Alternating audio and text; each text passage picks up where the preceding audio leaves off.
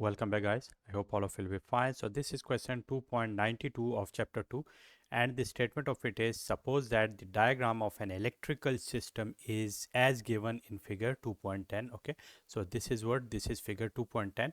What is the probability that the system works? Assume the components fail independently. Okay, so each component here is independent and we have to find the probability that the system works. Okay, so how the system works: if this is the input, okay, input current has been coming from this point and it will be coming out of this, so this will be the output. Okay, so the system will only work if it will go through this one and it works, and out of these two, if any one of them will work. Okay, so it will be what it will be the condition for the system to work. Okay, so we can draw them here as well.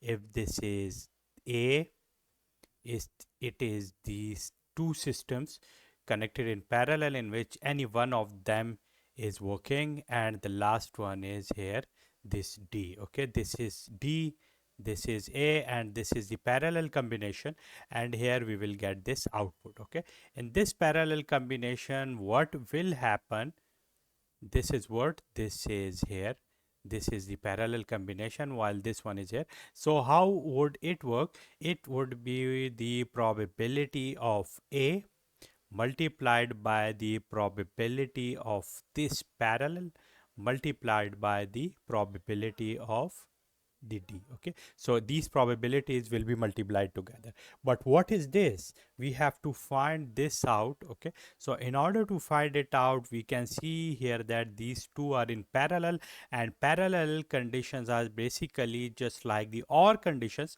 or the OR conditions are the unions. So here this B and C, this is B union C. Okay, because this is in the OR condition or ORing. If B or C works, the system will work. So it will be what? It will be probability of B plus the probability of C minus probability of B intersection C. Okay, so here we can also see that the components are independent of each other, so therefore we can also write it like probability of B plus probability of C, and due to the independence it will be what? It will be the probability of B multiplied by probability of C. Okay, so let me write their values. It would be what? Probability of B is 0.7, probability of C is 0.8.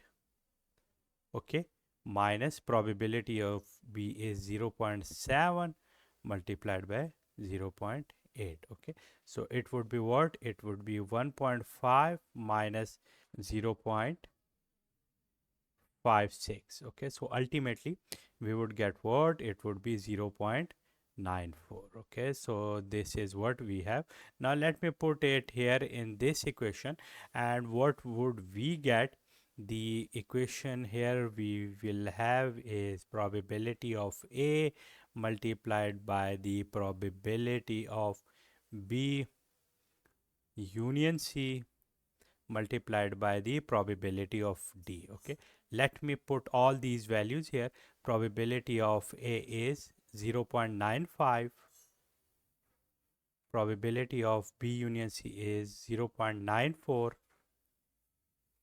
Okay, and the probability of D is 0.9.